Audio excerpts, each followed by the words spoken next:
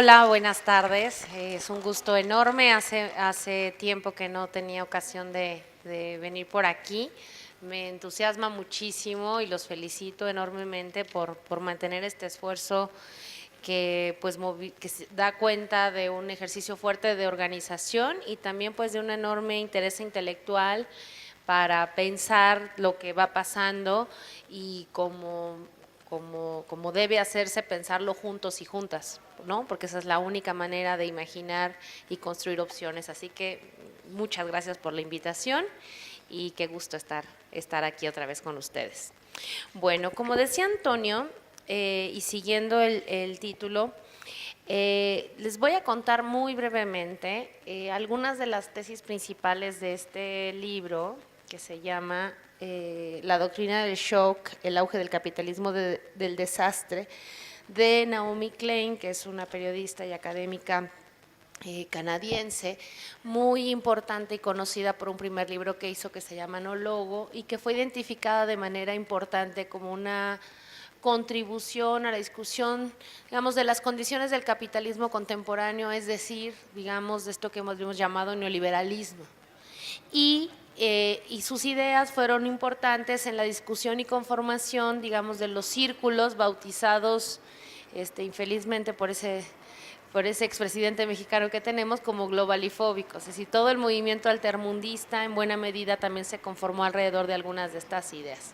Entonces es importante, y este texto pone en relación dos elementos que nos son muy relevantes en este momento por el que atraviesa la ciudad y por el que atraviesa el país, que tiene que ver con que los desastres, ¿no? Lo que se puede considerar un desastre natural, que ya sabemos que no es natural porque son las condiciones sociales en las que vivimos, las relaciones que tenemos, la manera en que está distribuida la ciudad o las cosas, lo que genera afectaciones. Es decir, si tiembla en el monte, pues no hay un daño significativo a nadie. Es problemático cuando tiembla en una ciudad y entonces se nos caen las casas y se nos rompen las tuberías. Y además es problemático en la medida en los distintos recursos que cada uno, digamos, de los distintos actores sociales tienen. Eso es muy importante, que lo pensemos así. Entonces, los desastres naturales no son naturales en sí mismos, son también desastres sociales. ¿Qué significa entonces pensar desde el desastre? ¿Y qué significa, y qué ocasión, y qué relación tiene esto con el neoliberalismo y con las condiciones sociales y con el construir negocios? Eso es lo que vamos a tratar de ver y eso es lo que problematiza esta mujer. Ella se planteó en un primer momento esta pregunta en el marco de algunos casos concretos.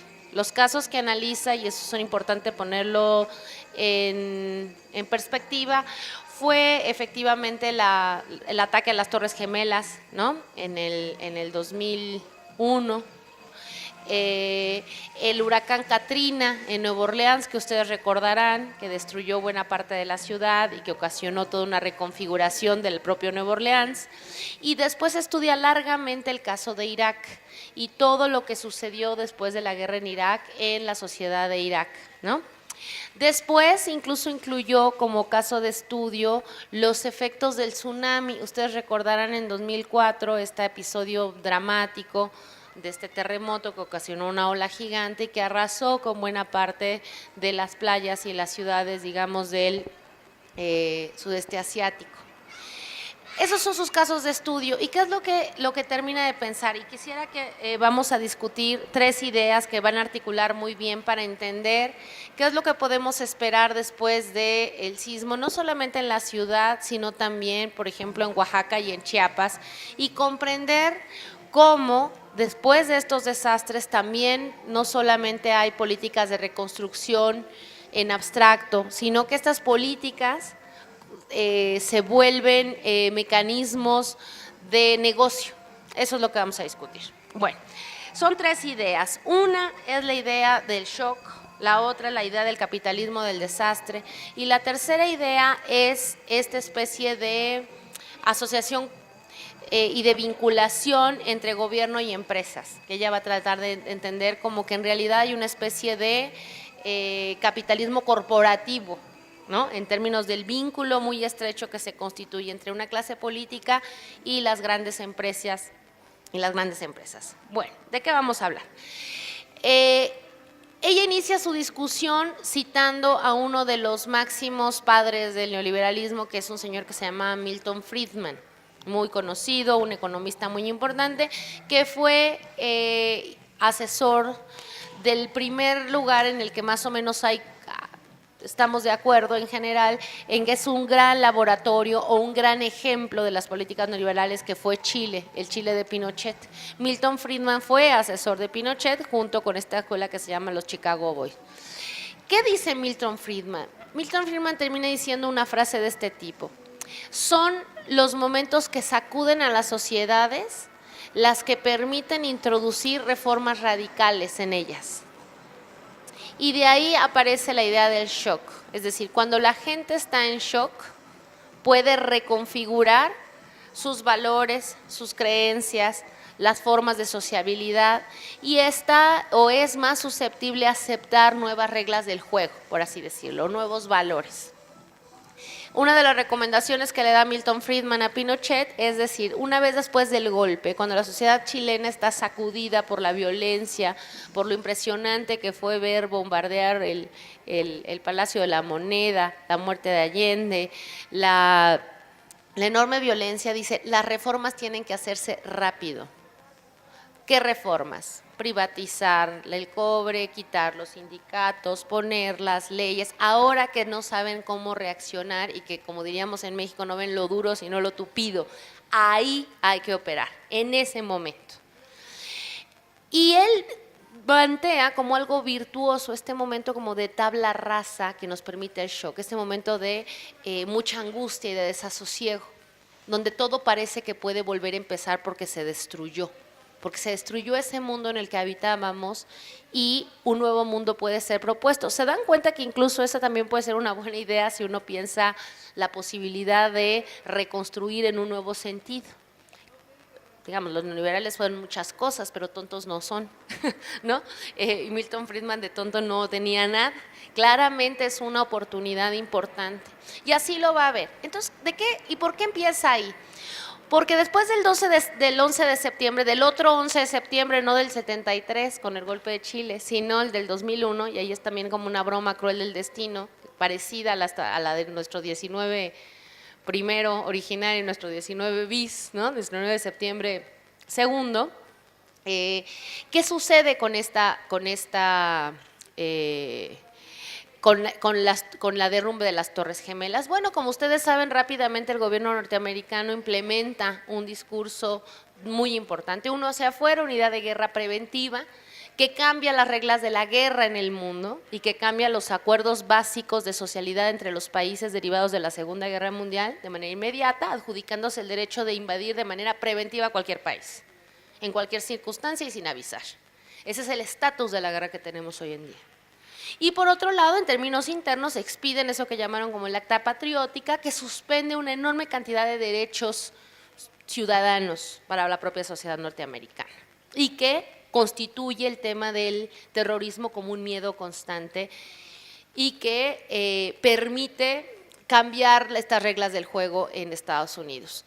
Naomi Klein ve eso y dice, claro, ahí hay algo nuevo. Después se da cuenta, y eso es muy interesante, y en buena medida nosotros como latinoamericanos lo hemos tenido más claro, creo que desde mucho antes, que efectivamente esta manera de operar políticamente no es nueva y no se inventó ahí, y efectivamente tiene un viejo referente, como es el golpe de Estado en Chile. Golpe de Estado, recordémoslo, a un gobierno democrático, electo democráticamente, que pretendía una serie de reformas sociales importantísimas. No es a cualquier gobierno ese ejemplo, y no es en cualquier circunstancia en la que arranca esta estrategia del shock. Esta idea del shock la va a encontrar en distintos lados, incluso hará una reflexión, por ejemplo, sobre el papel de la tortura, ¿Qué pasa cuando y que eso también lo aprendimos tanto de la experiencia chilena y de las dictaduras militares latinoamericanas? ¿Qué pasa, e incluso de nuestra propia experiencia nacional? ¿Qué pasa con la tortura? La tortura a las personas las desestructura. Es decir, someter a un rompimiento de la identidad, a un rompimiento, y ahí incluso se dice, ¿no? Ya logramos romperlo, ¿no? Dicen los policías, ya lo quebramos. Es decir, de eso estamos hablando con el shock. Entonces, esta estrategia, tanto en términos individuales como con su correlato social, lo que supone es suspender las certezas, ¿no? Generar una enorme angustia y desde esa angustia ser capaz de aceptar nuevas situaciones, ¿no? ¿Qué sucede y dónde está el vínculo con lo que estamos discutiendo? Pues al parecer lo que empezó a pasar y quedó muy claro después de Katrina, pero tal vez en otros lados, o ella lo estudia también en Irak y lo estudia también en el sureste asiático después del tsunami, es que se da cuenta que los desastres naturales, los huracanes, los tsunamis, los terremotos, a veces cumplen el mismo papel que las guerras de destrucción total como en Irak o los golpes de Estado como en Chile, porque generan un estado de deconstrucción y de angustia tan fuerte en las personas y en las sociedades, e incluso situaciones pues en cierta medida de tierra arrasada, lo cual fue muy claro tanto en una parte del huracán Katrina como en el tsunami, que permite reconfigurar el espacio de quién es, para qué se usa, quiénes pueden habitarlo, con qué nuevas reglas se va a habitar, ¿no? Y eso genera esta idea que es la categoría fuerte que podemos discutir hoy, que es capitalismo del desastre. Es decir, ante el desastre,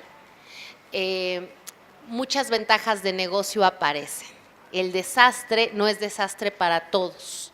Eventualmente, para algunos, el desastre es una oportunidad de movilizar cosas. ¿Qué cosas, por ejemplo, y qué es lo que nos debe hacer pensar? Les voy a poner 2 ejemplos y ustedes rápidamente van a poder imaginar esto.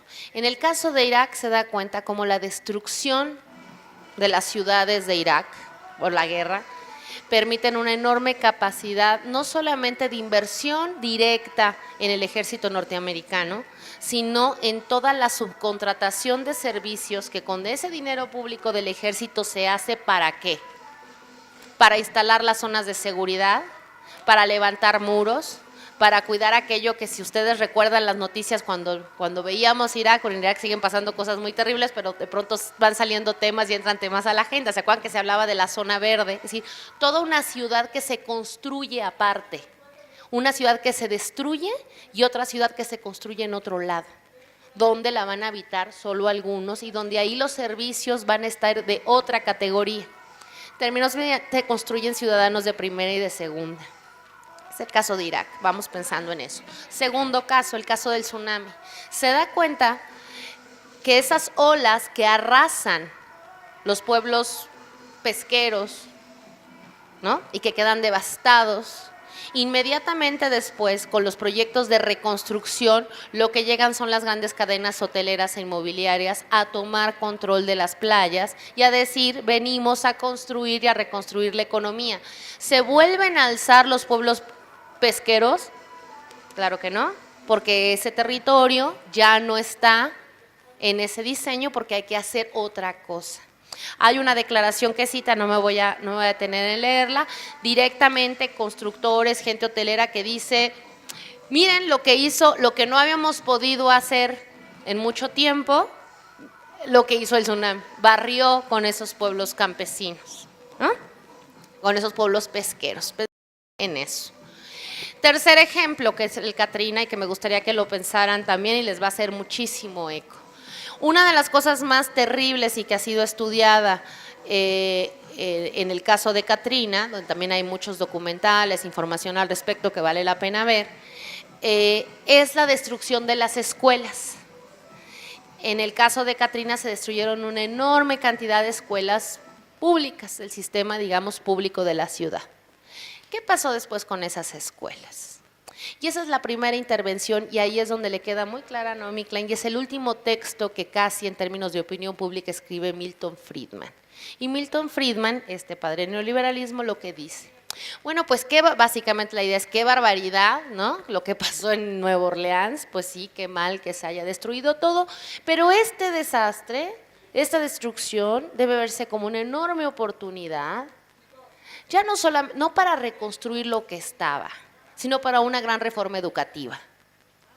Y lo que ocurre ahí es que no se vuelven a construir las escuelas, se derrota el sindicato de profesores y lo que se construyen son unas escuelas que se llamaban charters, que se conoce como escuelas charters, que se volvieron el gran modelo de reforma educativa en Estados Unidos, donde por supuesto las condiciones de contratación de los profesores son por mucho menos del salario, por supuesto inestables, ¿no? Y donde las empresas privadas contribuyen a la educación de estas escuelas que son mucho más poco controladas por el Estado y por supuesto vistas en cierta medida como negocios. Y todo bajo el discurso de la reconstrucción y del apoyo de la sociedad, digamos de la sociedad civil o de las empresas que se hacen responsables de reconstruir las escuelas. Yo creo que eso les va a hacer muchísimo eco porque yo no dejo de pensar cuando pienso la cantidad de escuelas lastimadas en el estado de Oaxaca y de Chiapas. Y si uno piensa lo que significa Oaxaca y Chiapas para la resistencia a la reforma educativa en este país, uno empieza a ponerse un poco nervioso con lo que puede pasar. Cuando uno vuelve a pensar que el desplazamiento de ciertas zonas en pos de considerarlas riesgosas, de considerar el derrumbe, puede ocasionar que efectivamente se desplace población de un lugar hacia otro en función de reconvertir. Pongo un elemento en la mesa porque la compañera va a hablar mucho más de la ciudad. Quisiera que pusiéramos en la mesa un elemento importante en el caso de Oaxaca y Chiapas. El sismo que los destrozó, como ustedes saben, pues es el del 7, no el del 19 que nos tocó más cercanamente a nosotros, pero más o menos como por el veintitantos, es decir, 15 días después de ese terremoto, una de las grandes actos de Peña Nieto en la zona fue la presentación de las zonas económicas especiales. ¿Qué son las zonas económicas especiales? Son polos de desarrollo donde van a estar las empresas exentas de impuestos por 10 años totales, por 5 años más el 50%, y donde tienen una serie de condiciones ventajosas de producción. Y lo que dijeron es, estas zonas económicas especiales son la oportunidad para el desarrollo del país. Esto significa que reaccionaron de manera inmediata después del desastre, dijeron, vamos a hacer las zonas económicas especiales. No, las zonas económicas especiales vienen produciendo desde hace mucho tiempo. Pero ¿qué es lo que el terremoto abre? Una oportunidad. Una oportunidad de encontrar una sociedad desestructurada, aterrorizada, angustiada. Para eso, yo les pregunto si vieron en la prensa, en la discusión pública, en otras condiciones de repudio, de discusión con respecto a este tema. ¿No? Ahí está. Y uno puede hacerse el caso. ¿Habrán sido las grandes hoteleras de los tsunamis del sudeste asiático después del tsunami? ¿Habrán dicho, vamos a hacer negocios? ¿O ya lo venían pensando? Ya lo venían pensando, pero es una oportunidad. Milton Friedman ya pensaba que era muy importante y ciertos sectores de los empresarios norteamericanos en la importancia de construir, o yo diría más bien de destruir los modelos de educación pública, pues ya lo venían pensando, pero el huracán Katrina abrió una posibilidad para hacerlo. Eso es lo que estamos hablando. ¿Qué es entonces el capitalismo del desastre y la doctrina del shock? La doctrina del shock ya lo entendimos y creo que lo entendemos muy fácilmente, es decir, esa situación en la que uno se encuentra angustiado, desestructurado y puede aceptar nuevas reglas del juego. En ese shock causado por una enorme cantidad de posibilidades desde términos individuales, la tortura o hasta la invasión o un golpe de Estado o un desastre natural, puede generar esta situación en términos sociales. 3. En esa situación puede haber ocasión, y ese es un aprendizaje digamos que la forma en que funciona el mercado y el capital ha aprendido, pueden proceder reformas que tienden al desplazamiento de población, a la privatización de los recursos, o como le gusta decir otro gran teórico crítico del neoliberalismo, a la desposesión, es decir, a a quitarle a la gente cosas que eran suyas con mayor facilidad. ¿Dónde está el negocio entonces? El desastre no solamente está el negocio en aumento al presupuesto de los militares, aumento al presupuesto de las condiciones de propiedad civil, y esa es una novedad, y ahí es donde tenemos que ponernos a pensar, y creo que va a ser muy ilustrador ahora cómo podamos analizar las políticas que se están haciendo tanto en la ciudad como en Oaxaca y Chiapas. ¿Dónde está el negocio? El negocio está en la subcontratación de servicios. Es decir, que no solamente se aumentan ciertos dineros para la reconstrucción, sino que esa reconstrucción se vuelve oportunidad para ser subcontratada por diversos tipos de empresas. Dos ejemplos de los cuales la compañía me imagino que hablará más y hablaremos con más atención después que conversemos todos juntos. ¿Quién ha informado que hará la reconstrucción de la ciudad? La ciudad, las empresas, los organismos públicos de construcción de vivienda, no, las constructoras privadas. No está todavía claro la cantidad de fondos públicos disponibles y quién va a fiscalizar y cómo se asignarán esos recursos. Eso en el caso de Oaxaca y Chiapas, todos ya vimos las dos tarjetitas que les dieron, que todavía se atreven a decir que hay que hacer una tanda, ¿no?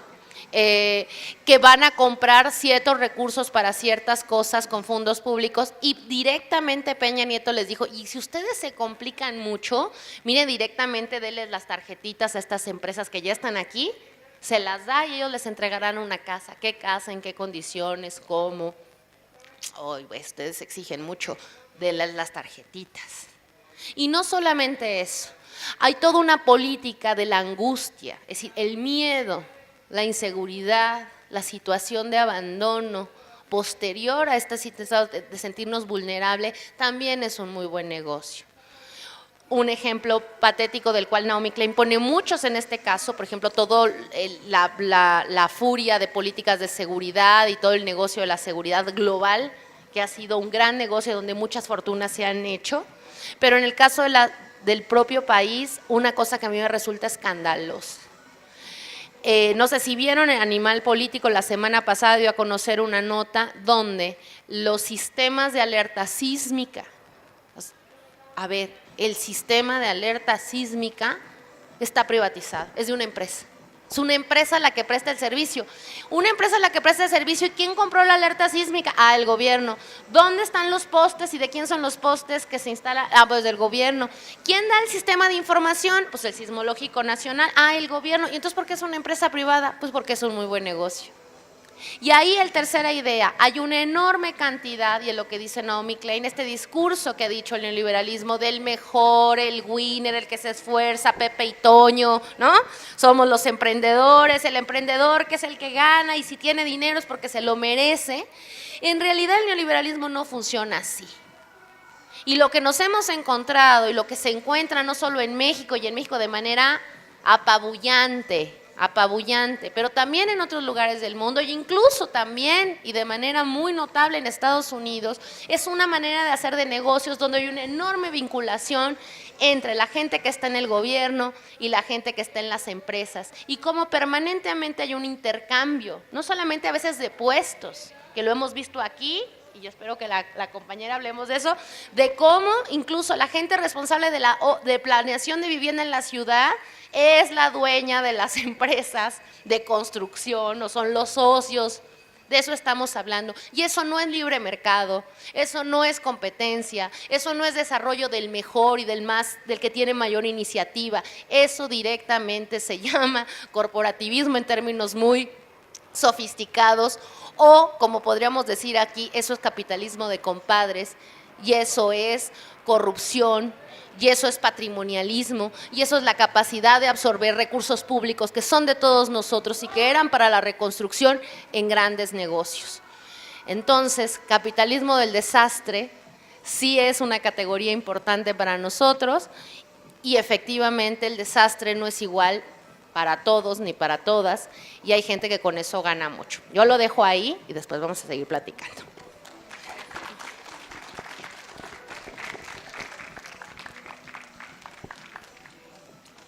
Muy bien, y a continuación sigue la compañera Ángeles Rocha, sí, de trabajadora social. Gracias al Buzón Ciudadano por habernos invitado, a todos ustedes que constantemente hacen una apropiación legal de un espacio público. Si no lo hiciéramos así, bueno, después podremos tener una cafetería privada aquí, ¿no? Pero ustedes hacen que esto siga público y que nosotras podamos estar aquí compartiendo ideas con todos ustedes. Muchas gracias. Gracias, Tania. Pues bueno, un poco lo que yo quiero tocar y que va muy de la mano con esta teoría que nos acaban de explicar muy claramente, ¿no?, sobre el desastre y las consecuencias que generan. Entonces, el tema de vivienda, el tema del sismo de este 19 de septiembre, pero también un poco haciendo un retroceso hacia la historia de la vivienda en México, pasar un poco por el sismo del 85, las implicaciones que tuvo, las transformaciones y los cambios que se hicieron a partir de ese sismo, y bueno, para llegar aquí y específicamente tocar en Benito Juárez el tan cuestionado Bando 2, la norma 26, que fue lo que a su vez generó una cantidad impresionante de construcciones, y un poco aclarar esas partes, cómo está, de dónde viene, y para terminar un poco hacia dónde vamos con esto que estamos pasando y que de alguna manera sí, a todo mundo nos toca, nos duele, y tenemos muy seguramente gente que fue afectada, cercana, familiares, amigos, pero bueno, aquí estamos, intentando entender cómo poder apoyar y seguir avanzando. Entonces, bueno, tenemos entonces que primero, bueno, partamos de 1942, cuando todavía existían rentas congeladas y así se mantuvieron muchísimos años. Viene una parte de política pública fuerte, las construcciones de las grandes unidades habitacionales, aquí tenemos el CUPA en la del Valle, Tlatelolco, la unidad Benito Juárez, y bueno, una cantidad importantísima de unidades construidas estatalmente. Viene la creación del FOBISTE, del Infonavida en 1972, del FONAPO en 1981, y empieza una crisis económica muy fuerte porque viene un cambio político, ya no vamos a dejar de tener ese estado protector y inicia propiamente el capitalismo en México fuerte. Entonces tenemos, y viene con eso acompañado de ese desastre natural que nos marcó, ese 19 de septiembre de 1985, con ese sismo, y bueno, un efecto en la población, en la ciudad, donde hay diferentes perspectivas, podemos hablar de las diferencias que tenemos ahora, pero bueno, ahí, en ese momento, tuvimos 40,000 viviendas afectadas, 49,000, 90,000 familias damnificadas en el 85. A partir de ese proceso viene, y bueno, una parte de las familias que fueron damnificadas, clases populares, una gran parte de ellas, de los damnificados de ese momento.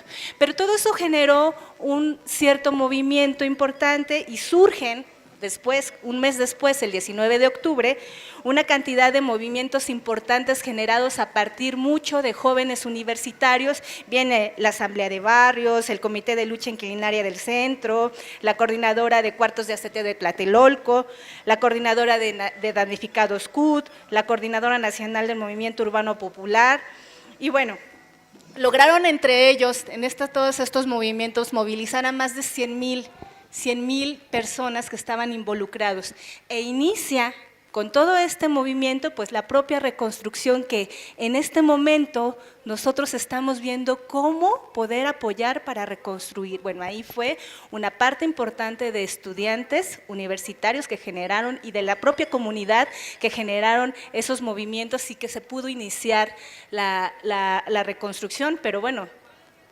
después del 85, ¿cuántos años llevamos? Y hace no mucho seguían entregando viviendas damnificados, por ejemplo, más de 27 años, ¿cuántos eran? 32 años, y seguían entregando viviendas damnificados, para que veamos un poco la dimensión de lo que significa una reconstrucción con un escenario, en este caso de un terremoto.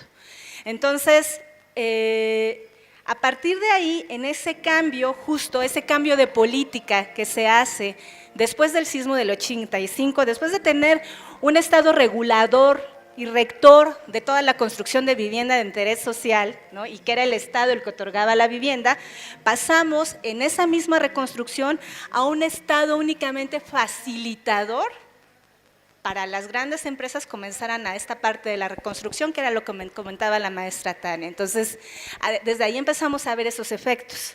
Y bueno, viene ya el gobierno de Carlos Salinas de Gortari, viene el Tratado de Libre Comercio y vienen una serie de cosas que cambiaron totalmente la política de nuestro país. En ese ínter, bueno, aquí en la ciudad del 97, que se tuvieron varios cambios políticos a partir del voto libre y secreto, pero aquí paso y me salto ahora, eso era como el antecedente del 85, para que podamos hacer una comparación con ahora, con el sismo de este 19 de septiembre. Pero en Benito Juárez, allá no estamos muy lejos, en el año 2003, inicia una serie de reuniones y, bueno, con Andrés Manuel primero, inicia lo que es un cambio de política y se implementa lo que es el famoso Bando 2. ¿Ustedes recuerdan que del Bando 2 que permitía la construcción en la zona, una consecuencia que seguía lastimando a la ciudad y que era el análisis que tenían en ese momento los asesores, era que la ciudad se había despoblado? Y una de las grandes afectadas era la delegación Benito Juárez. Antes de 1980 había más de 560,000 habitantes en esta delegación. Después del 85 bajó a menos de 360,000 habitantes, por ejemplo. Entonces había que repoblar la zona centro, había que repoblar la Venustiano Carranza, había que repoblar Miguel Hidalgo y Benito Juárez. Esas fueron las 4 delegaciones que en el año 2000 dijeron que eran prioritarias para repoblar y reconstruir ciertas cosas y que, importante, fuera vivienda de interés social la que se construyera. En ese ínter, algo importante del Bando 2 es que, ¿qué estaba pasando? Que se estaba poblando las zonas de recarga de los mantos acuíferos, las faldas del Ajusco, el Cerro de Santa Catarina en Iztapalapa, y eso estaba generando que, bueno, los mantos no pudieran generar un proceso de agotamiento, y eso ustedes saben que vivimos en un espacio que anteriormente era agua. Al momento en que le quitamos el agua, ¿qué pasa?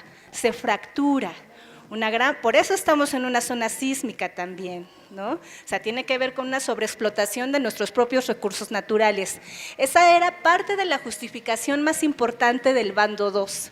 Se tenía que cuidar los pulmones de la ciudad y entonces repoblar y mandar a toda la gente a vivir a esas 4 delegaciones.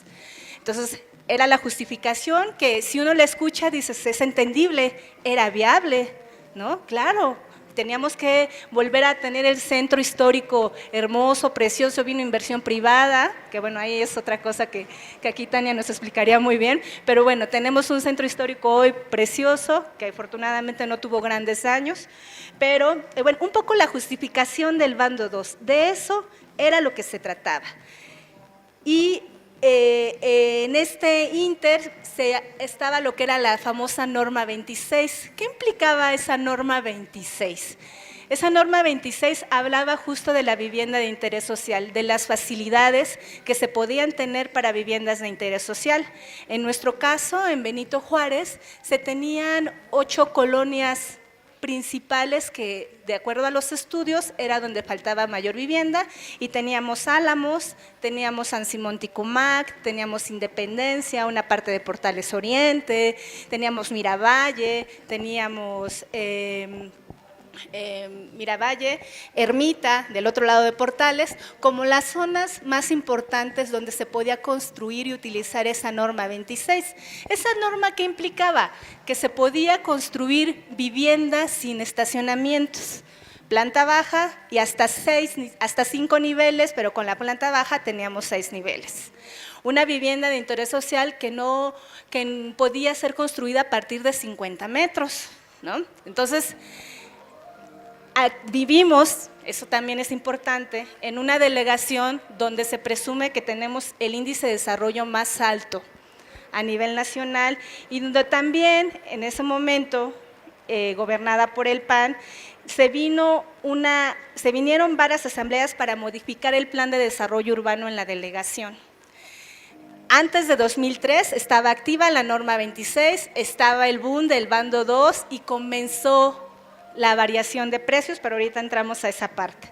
Entonces, con este cambio, con esas asambleas que se hicieron delegacionalmente, participaron únicamente 1,700 personas.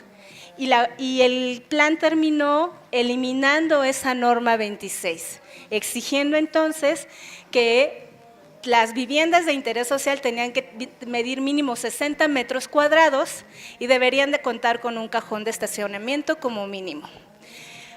Para poder pasar a la siguiente parte es bien importante tener claro dos partes. Una va a ser la vivienda de interés social, que es muy distinta a la vivienda de las grandes inmobiliarias.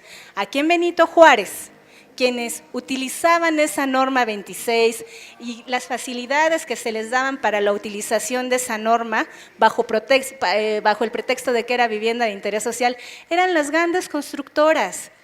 Esa norma 26 decía que no podía rebasar una cantidad de precio esa vivienda. Pues con las constructoras esa supuesta vivienda de interés social rebasaba hasta 3 veces. Pero ¿qué pasaba? ¿No? Que ellos sí tenían todas las facilidades y la vivienda de interés social en ese momento, representada por el Instituto de Vivienda del Gobierno del DF, el INVI, que aquí si ustedes caminan o a lo mejor alguno es beneficiario de alguna vivienda de interés social, hay varias, en Portales, Narvarte, viviendas construidas por el INVI. A esas viviendas la delegación podía poner cualquier cantidad de pretextos para la no construcción de vivienda de interés social, para no darle los permisos necesarios. En ese momento, estoy hablando antes de que se modificara el plan de desarrollo urbano delegacional, la delegación otorgaba permisos de construcción, alineamiento y número oficial y una serie de requisitos que eran facultad de la delegación. Vinieron varios cambios y hoy por hoy dicen que ellos ya no tienen nada que ver, pero claro que sí, ahorita lo vamos a ver. Tienen mucho que ver con los permisos de construcción. Si la delegación no otorga un permiso, sencillamente es una obra que no puede comenzar y ahí vienen otras cuestiones que tienen que ver con corrupción. Entonces, bueno, el conjunto, vamos allá en la norma 26, cuáles eran las características y ¿qué pasó en ese momento? Se viene, se modifica y se quita la norma. Esto está ya hablando del 2004, ¿no? Del 2004. Hay estudios que dicen que por cada 20 edificios de vivienda privada se construía un edificio de vivienda de interés social. O sea, era una diferencia drástica, ¿no? La que se estaba haciendo. Y bueno, la delegación, eso se los dejo textual, tenía y tiene la vigilancia y cumplimiento de lo establecido en la norma es facultad del órgano político administrativo. Es decir, los permisos o todo lo que se refiriera a esa norma 26 era facultad de la delegación otorgar o no. De ahí la diferencia que existía entre la vivienda de interés social y la vivienda privada. Se empezó a politizar el tema del bando 2 y decir que por Andrés Manuel López Obrador, y hoy por hoy siguen reclamando el tema del bando 2, que fue por él que se vinieron las grandes constructoras. ¿Qué fue lo que pasó? O sea, ya les expliqué un poco cuál era el origen de ese bando 2, que era una instrucción, y si fue una ley ni nada, era una instrucción que en ese momento se mandó, que restringía la vivienda en otras delegaciones y la amplificaba en las 4 delegaciones céntricas. ¿Y qué efectos comenzó a tener inmediatamente? En 2004, 2005, 2006, 2007, que fue en el Inter que tuvimos como delegado a Cavani y después a De la Garza, ¿no? En ese Inter, fue cuando se empezaron a manifestar una cantidad importante de vecinos en contra de las constructoras. ¿Qué pasó?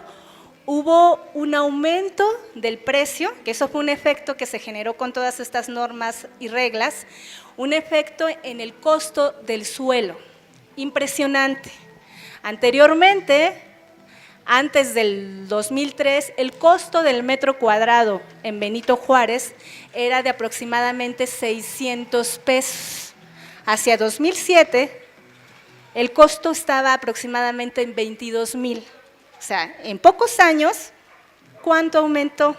¿Y qué pasó con la vivienda? Bueno, tenemos viviendas que en su momento costaban 600,000 pesos, que ahora poder vivir aquí mediante una constructora te pedían ganar 40,000 pesos. No sé si alguien de curioso ha pasado a preguntar por los departamentos nuevos y cuánto cuestan, cuánto te piden de enganche, 1,000,000 de pesos y 1,000,000 a crédito, pero tienes que comprobar ingresos de más de 40,000 pesos. ¿Quién puede comprar eso en estos momentos? Por más estudios y mejores trabajos que tengamos, pues es casi imposible poder comprarlo. Actualmente, el costo del metro cuadrado en nuestra delegación está cotizado en dólares. Estoy hablando antes del sismo y todo lo que ocurrió, ¿no? Que seguía el boom y a su vez una parte política que era la que permitía esa gran cantidad de construcciones que se estuvieron haciendo y no hacían caso a las demandas de la población. Campaña tras campaña, no más construcciones en Benito Juárez, campaña tras campaña, clausuras supuestamente, pues nada más con el papel, porque al día siguiente los trabajadores seguían y no pasaba nada. Era nada más para salir en la foto, clausuraban el supuesto edificio que no cumplía las reglas y al día siguiente estaban trabajando. Tan solo ahora en el sismo que se mandó ese comunicado donde nadie podía construir ni seguir en lo que se reacomodaban las cosas, la torre mítica que tenemos aquí en Eje 8 y Joco, pues ellos seguían porque tenían un permiso especial para poder continuar, ¿no? Entonces, bueno, un efecto del bando 2, por supuesto que fue el alto costo del suelo y por lo tanto el encarecimiento de la vivienda a más no poder. En ese proceso, bueno, la vivienda de interés social seguía manteniendo costos altos, pero de ninguna manera el costo de una vivienda privada, ¿no? Yo puedo decir que fui beneficiaria de una vivienda de interés social en 2010 y voy a pagar no más de 500,000 pesos, porque el suelo, que ya era alto, tuvimos que pagar 170,000 pesos, lo demás el INVI lo prestó, pero ese mismo departamento enfrente que está en su casa en Portales, el del mismo tamaño en una vivienda privada, 1,200,000, 1,400,000, en la misma calle. La diferencia de la vivienda de interés social gestionada por el INVI y la privada, por ejemplo. Que por cierto, en este último sismo, la vivienda de interés social no tuvo daños. Eso es un dato importante. Las viviendas que tuvieron una parte y que fueron derrumbadas incluso con 6 meses de nuevas, ¿no?, recién estrenadas, fueron vivienda privada, vivienda de grandes inmobiliarias. Tiene que ver también con un proceso de vigilancia, por supuesto, de la vivienda de interés social, ¿no? En cuestión política, ¿qué pasó y qué generó ese bando 2? El mal uso de la norma 26. Si esa norma que era destinada para la vivienda de interés social y que podría dar facilidades era utilizada por las inmobiliarias, pues evidentemente que usaron todos los beneficios que podían tener, ¿no?, de impuestos, de construcción o de aumento de niveles. Resulta que entregaban proyectos de 5 niveles, pero pues le aumentaban un nivel. Entonces tenemos casos como Portales, donde además de construir, imagínense, los cimientos de una casa, construyeron un edificio de 4 pisos y se le aumentaron 1, pues ¿cómo no se iba a caer? Era una vivienda, eran cimientos que soportaban una casa, no un edificio. Y sin embargo, todas esas corruptelas ahí estaban. Por eso, parte de la gente que en este momento se está manifestando en la delegación, ahorita, es ese tema de la corrupción mata. Por supuesto que la corrupción mata.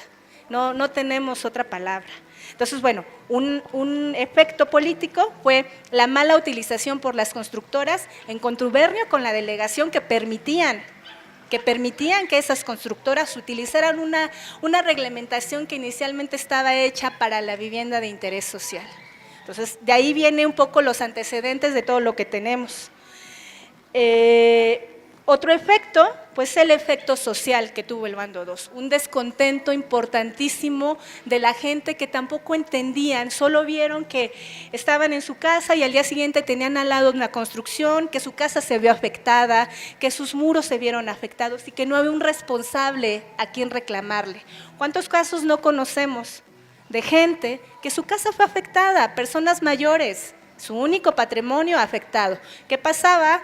Pues que las constructoras, que eso también pasaba mucho aquí y pasó, empezaban comprando un predio, convencían, pagaban en efectivo, la señora se iba con su $1,000,000, pero estos lo multiplicaban no sé por cuánto. Pero entonces se les antojaba el predio de al lado y eran hostigados literalmente para poder comprar el predio de al lado y poder hacer un proyecto más grande. Eso pasó mucho también aquí en Benito Juárez y sigue pasando. Obviamente sí hubo un reclamo de la sociedad y todos los años desde ese tiempo lo hemos visto y lo padecemos y lo vivimos porque estamos aquí y somos vecinos. Entonces, ese efecto social, bueno, no ha tenido como pues mucha réplica entre las autoridades, pero es de tomar mucho en cuenta que después de estas modificaciones al Plan de Desarrollo Urbano, ellos se lavaron las manos y no sé si escuchaban que decían que no tenían nada que ver, que ellos no podían, ya no entregaban nada, pero no, hoy por hoy la delegación es la que sigue otorgando lo que conocíamos como el permiso de construcción, que le llaman ahora aviso de obra. Sin ese aviso de obra, una constructora no puede iniciar una obra, ojo. Solo otorgan a la vivienda privada. A la vivienda del INVI es SEDUVE quien otorga el permiso de construcción con el visto bueno de la delegación. Entonces son dos cosas, recuerden, estamos hablando de dos tipos de vivienda. Vivienda de interés social, que en estas ciudades por el INVI, y la vivienda privada. Pero hoy por hoy, y hoy actualmente, es la delegación la que sigue otorgando ese aviso de obra, que no es otra cosa que el permiso para poder iniciar a construir. Son los que también pueden clausurar legalmente. Y ellos siguen diciendo que no tienen nada que ver, por supuesto que sí. Entonces empezamos a entender pues todos estos procesos de corrupción, ¿no? Empezamos a ver que en los edificios de aquí de Bretaña y Zapata, de todos los afectados que tenemos allá, solo hay uno que nadie reclama. ¿Ustedes no reclamarían su patrimonio si hubieran invertido más de 2 millones de pesos en una vivienda? Por supuesto que lo reclamaríamos. Entonces, los propios vecinos, lo comento porque es un caso real, un amigo muy cercano que perdió su casa en Tlalpan, al lado del Holiday Inn, y me dice, es que solo hay un departamento que nadie sabe de quién es el dueño. Entonces, empezamos a entender todos esos procesos de corrupción. Los moches que tienen que dar las constructoras, porque incluso han salido ya las constructoras a decir cuánto tenían que dar, o que tenían que dar el penthouse arriba, o que tenían que darle un descuento a Romero del 35% aquí en donde después cayeron dos, ¿cómo se llama esa calle? Gabriel Mancera, ¿no? Que se sabe y es conocido que ahí le otorgaron un descuento de más de 1,5 millones de pesos para un penthouse, por ejemplo, ¿no? O que tenían que otorgarle un porcentaje. O que tenemos autoridades que fueron denunciadas porque eran los que se encargaban de los dichosos moches y que fueron recontratadas a la siguiente administración. ¿Quién iba a hacer esa chamba? Entonces, ahorita, justo en este proceso después del sismo, se está levantando todo eso. Pero también estamos en una desprotección bien complicada, pero bueno, lo que digo que comprobamos el tema de corrupción es que no nos digan que no tienen que ver. Por supuesto que tienen que ver. Y si imagínense cómo no van a pedirle a una vivienda de interés privado, no la van a dejar construir si no les dan un porcentaje o si no les dan un departamento, porque ellos son los que con ellos la obra. Si la delegación no otorga ese aviso de obra, no puede comenzarse. Eso es bien claro, que no nos mientan y no nos confundan con todas estas cuestiones legaloides que de repente uno trata de buscar y entender y hallarle, y es complicado, ¿no? Evidentemente no es nada fácil. Ahora, ¿qué tenemos? Benito Juárez fue tan tocada por el sismo aquí, se cayeron 13 edificios, 13. Tenemos 32 que están en riesgo de colapso, 32. ¿No? O sea, imagínense, de gente que está desalojada, más de 900 damnificados aquí en Benito Juárez, ¿no? Tuvimos 42 muertos en esta delegación, 46 muertos.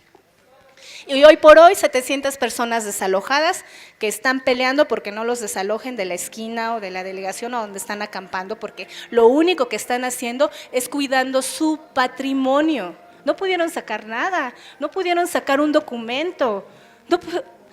Es una locura, pero en este proceso justo de shock y de que, pues aquí no nos pasó, aquí no estuvimos nerviosos cuando al día siguiente, el sábado, unos días después sonó la alarma.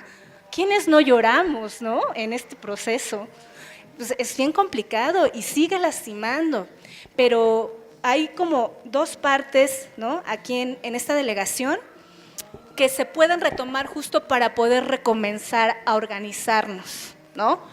Primero entre vecinos, están muy organizados los vecinos, de los que fueron derrumbados y de los que fueron desalojados.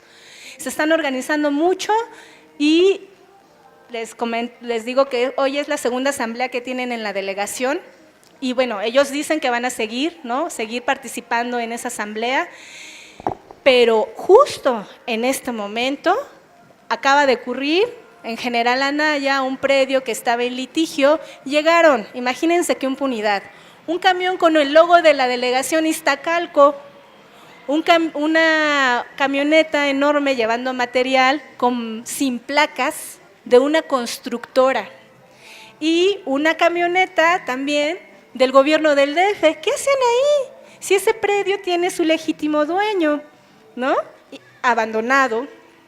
Entonces, se está denunciando y eso pasó ayer en General Anaya, pero justo en esta etapa donde tenemos un proceso complicado es donde estamos encontrando todas estas cuestiones donde las propias autoridades se están aprovechando y entonces comienzan a despojar de los predios a los legítimos dueños en algunos casos, caso específico General Anaya.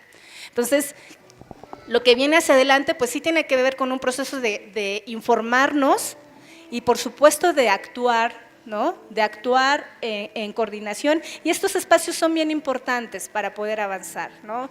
No permitamos que esto que ocurrió nos desorganice, al contrario, aprovechemos todo lo que se dio, las sinergias que se dieron, los apoyos que todos de alguna manera hicimos para continuar. Y para no permitir construcciones ilegales, más construcciones ilegales en esta delegación que no podemos. Nadie está diciendo que ya no queremos vivienda, pues sería ilógico ir en contra, ¿no? Pero tienen que ser reguladas y tienen que ser revisadas. Y si hay corrupción, esto no va a parar. La corrupción mata y ya lo vimos. Edificios nuevos que se acaban de caer. No podemos permitirlo. No podemos permitirlo y entonces, pues, yo confío en la organización de las personas y más bien me sumo a todo este proceso y a la gente que sabe. Aprendamos del 85, sumémonos a los que en ese momento generaron grandes cambios para bien de la gente. Y bueno, hay como mucho que reflexionar, pero por supuesto que quedó muy claro la parte que comentaba la maestra Tania de cómo se pueden aprovechar las autoridades en estos momentos de crisis. Despabilémonos, que no nos agarren de bajada para que no se aprovechen de nosotros. Pues muchísimas gracias.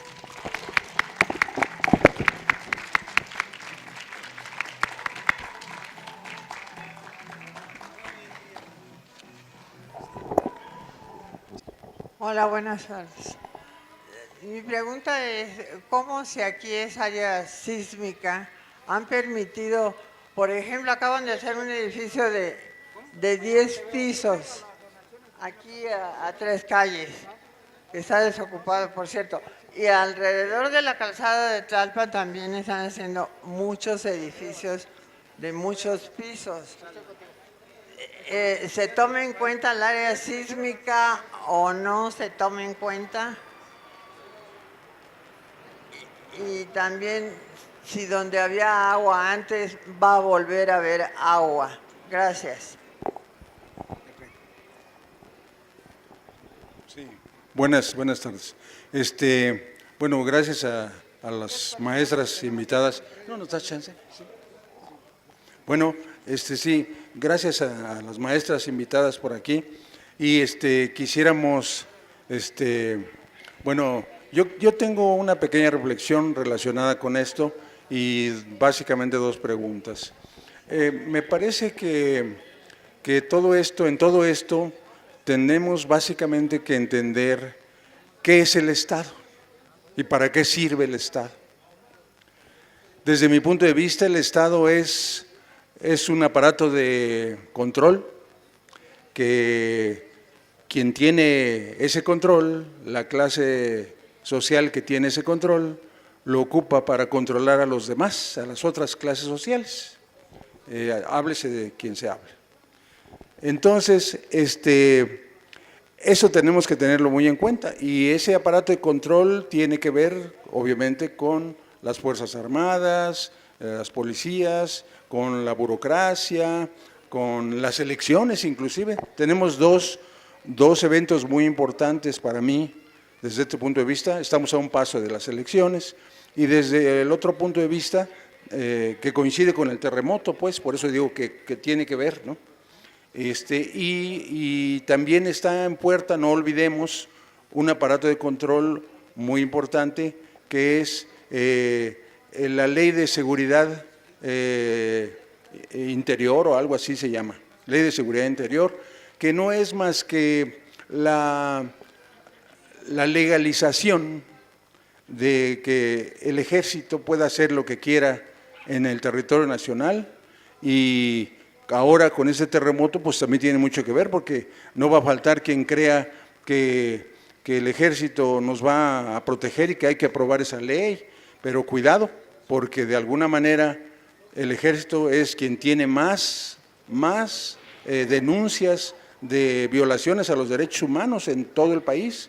Entonces, seguramente van a intentar aprobar esa ley. Por otro lado, una vez planteado esto muy esquemáticamente, me preocupan esas dos cosas, pues, pero me preocupa saber qué opinión tienen sobre esos dos temas.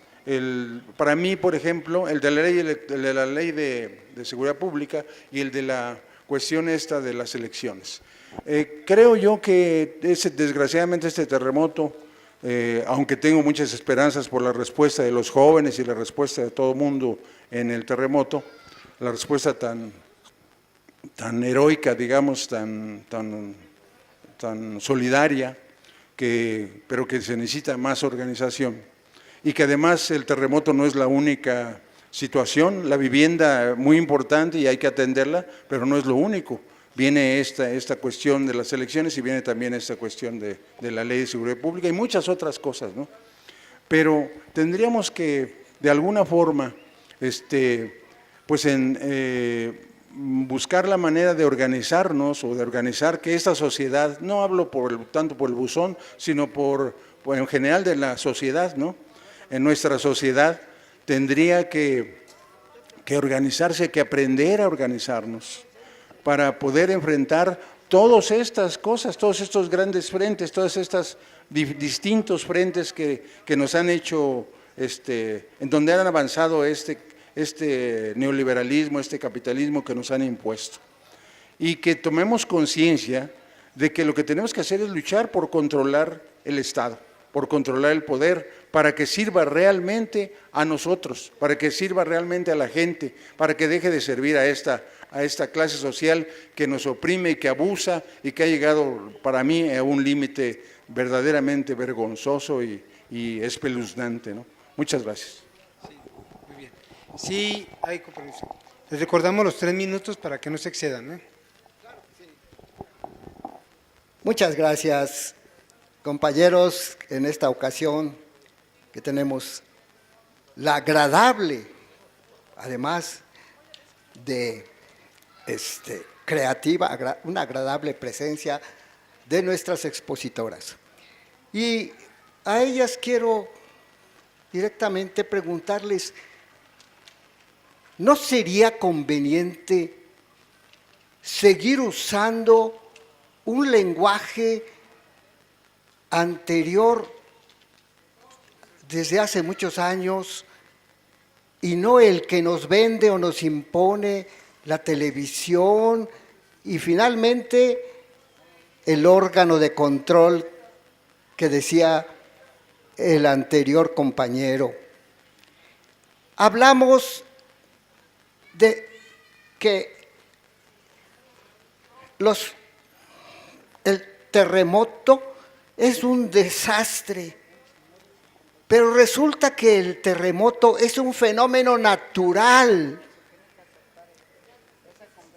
Es algo al que debemos aceptar como la salida del sol. ¿Qué es lo que es desastre? El fenómeno social. Pero si nosotros compramos el lenguaje de ellos, estamos comprando también su doctrina, su ideología.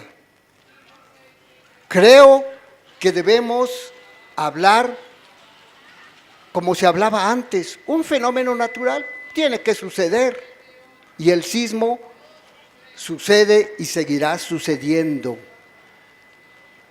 Por eso nosotros debemos entender que como consecuencia del fenómeno natural, y esto es algo que siempre ha aprovechado, no el órgano del control, porque compañero, respetuosamente le digo que el Estado no es un órgano de control, es un órgano de dominación, es un órgano de sujeción, es un órgano de explotación de la sociedad por la clase dominante.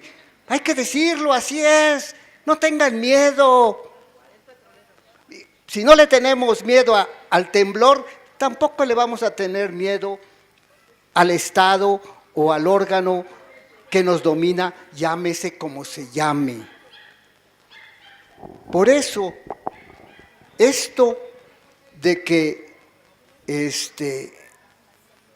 como consecuencia de un fenómeno natural, se crean condiciones de explotación y de dominio de la sociedad,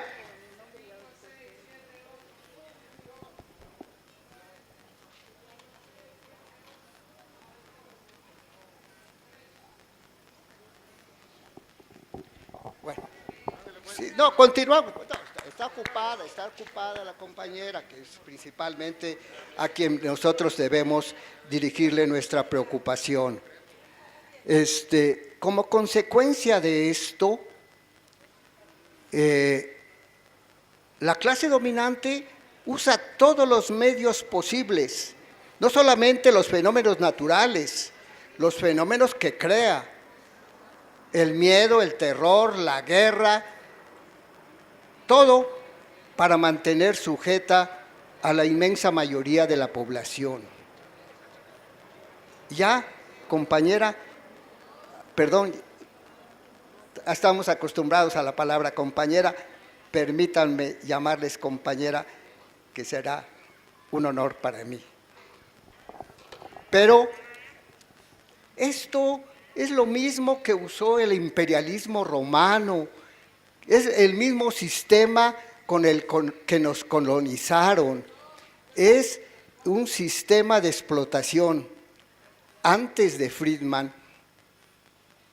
ya Carlos Marx dijo, el capitalismo es un sistema de dominación, que cuando ya no puede pagarle menos al obrero, le da para consumir productos más baratos. ¿Por qué se excluye o se corre de aquí a la gente? Porque esto se vuelve una zona cara, y el que no puede pagar una zona cara, que se vaya a vivir atrás de Nesa, allá es barato. Este es el sistema y la conclusión es evidente. Hay que acabar con el sistema. ¿No creen que es así? Muchas gracias. Muy bien, compañera. Bueno, buenas tardes. Con respecto al tema, yo tengo unas reflexiones y algunas preguntas. Yo noté que a partir de más o menos el año 2000 empezaron a surgir edificios nuevos en la Ciudad de México, muy concretamente en esta delegación y posteriormente en otras más, ¿no? Empezamos a tener edificios de 4 pisos, 5 pisos, 6, 10 pisos, 20, 30, 40, 50 pisos. Y yo siempre me pregunté cuál sería el origen de todo este tipo de inmuebles y, como decía usted, ¿quién puede comprar un departamento? ¿Quién tiene el dinero? El sueldo no nos alcanza, aunque nos hipotequemos, no existe esa posibilidad, ¿no? Los sueldos que tenemos son muy bajos, en fin. Entonces, vimos que con este terremoto, todo lo que pasó con los edificios privados, afortunadamente, como usted dice, los edificios que son de interés social, dice que ninguno se cayó. Espero que haya una estadística completa al respecto, que sí sea así. Pero también, otra pregunta que tengo con respecto a esta cuestión de los inmuebles es: ¿quién compra los departamentos? ¿Quién hace esta serie de edificios? A mí siempre me sonó a dinero lavado, muchísimo dinero lavado y muchos inmuebles vacíos. Eso es una pregunta que tengo. Por otro lado, en el 85 surgió una ley posterior al terremoto que decía que no se podían construir edificios de más que de 5 o 6 pisos. Esa ley se la pasaron por el Arco del Triunfo y existen edificios enormes. Vemos que en Reforma, en las lomas de Chapultepec, etcétera, existen complejos de que son pequeñas ciudades, ¿no? Entonces, ¿quién da permiso para eso? ¿Se sabe que es una zona sísmica? Sí, sabemos que por zona sísmica no debería de haber estos inmuebles tan grandes, pero a mí también me preocupa una cosa. Aparte de, por más ingeniería buena que exista y por más grúas hidráulicas, etcétera, la naturaleza no sabemos qué es lo que nos separa. Entonces, ¿quién habla del impacto sobre el suelo? El peso que hay sobre el suelo de esta ciudad. O sea, por más edificios bien hechos que tengas, yo considero que el suelo recibe un impacto muy grande. Entonces, mi pregunta sería: ¿hay algún análisis sobre esta cuestión de lo del impacto sobre el suelo en la ciudad, el gran peso que existe de estas construcciones? Y si por otro lado, el crimen organizado o dinero lavado tienen que ver en estas construcciones. Esa sería una pregunta. Gracias. Buenas tardes. Me da mucho gusto verte, Tania Rodríguez, porque yo te oigo cada semana con Juan Manuel Valero en Radio Universidad los jueves a las 8 de la noche. Me da mucho gusto que hayas venido. Y yo soy sobreviviente de la Roma y ya te imaginas cómo estuvo la Roma, pero lo que nos ayudó muchísimo fue que nos organizamos. Y ahí fue como pudimos lograr que nos reconstruyeran las casas que nos cobraron cuando el dinero que mandaron de todo el mundo era para que nos sean regaladas. Lo único que debemos de hacer es ser organizados, porque no nos llevan al baile. Solamente así podemos lograr cosas. Es todo. Y me da mucho gusto que hayas venido, te quiero mucho. No te me pierdo. El jueves estuviste con Delgado. Soy padre, estuvo, ¿eh? Buenas tardes. Antes que todo, felicitarlas por sus exposiciones. Una pregunta para usted, no me acuerdo su nombre, usted. Mira, es con respecto al bando 2 y la norma 26. El bando 2 y la norma 26, ¿cómo funcionaron en las delegaciones otras que no son Benito Juárez? ¿Funcionaron? ¿Sirvió esta política para algo en concreto? ¿O tendremos que estar sufriendo como movimiento político una serie de críticas a la política de Andrés Manuel?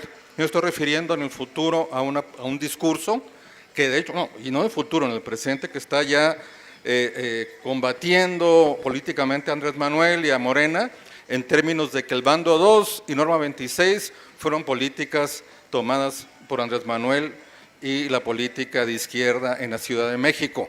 O sea, elementos para contrarrestar un discurso que ya se viene gestando, y sobre todo aquí en Benito Juárez. Segunda cuestión, como pueden ver aquí hay demasiadas canas y de repente discursos anquilosados. Aquí no se ven muchos millennials.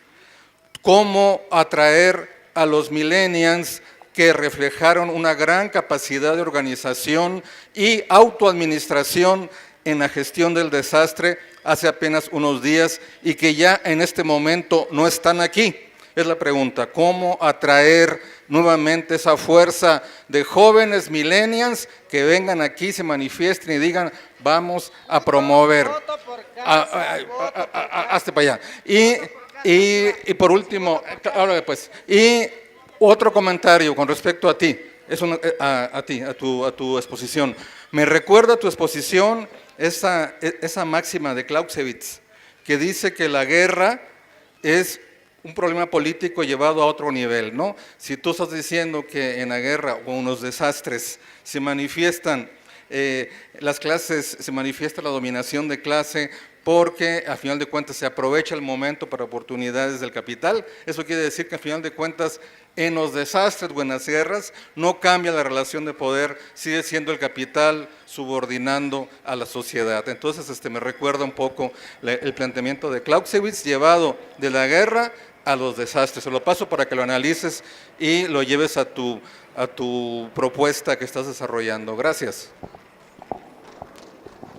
Sí, permítame un segundito. Sí les pido de favor al joven y a todos los que le bajen, que no estén alterando el orden. Sí, gracias. Buenas tardes.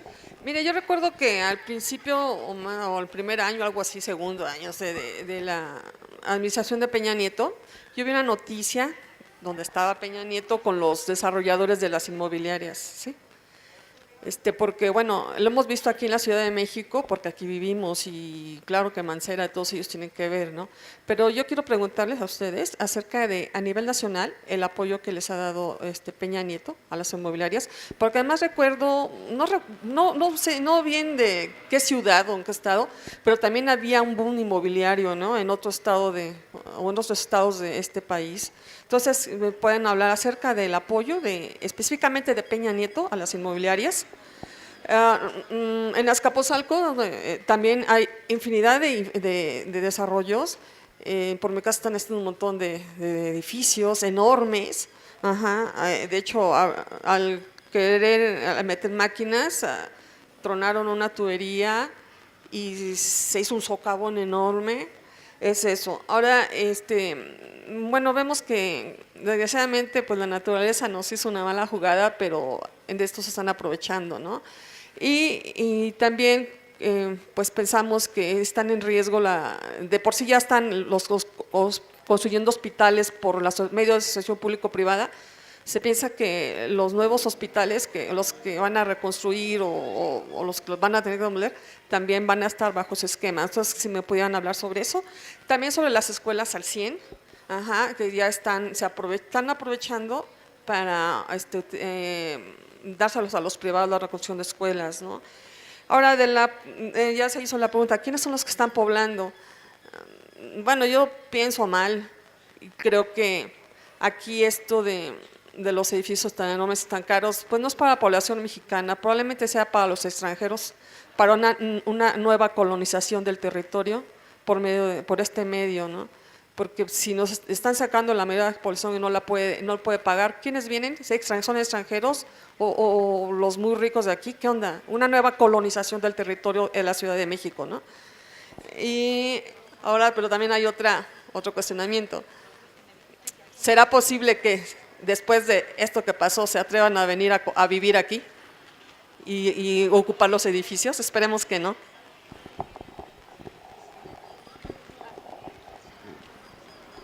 Hola maestra, buenas tardes. Bueno, pues yo tengo muchas reflexiones, ¿no? de este suceso que acabamos de este suceso que acabamos de pasar, por desgracia. Yo pienso que eso de fenómeno natural puede ser y no puede ser. Yo pienso que ahí está el fracking que es la práctica que hacen las empresas mineras y que le ha dado en la torre al subsuelo y al suelo, etcétera. Pienso que eso de natural no me queda muy en claro, ¿no? Acuérdense, hace, no sé, 3 años atrás temblaba más seguido y yo siempre pensé que era tal vez por eso, ¿no? por el fracking, que es una práctica criminal, ¿no?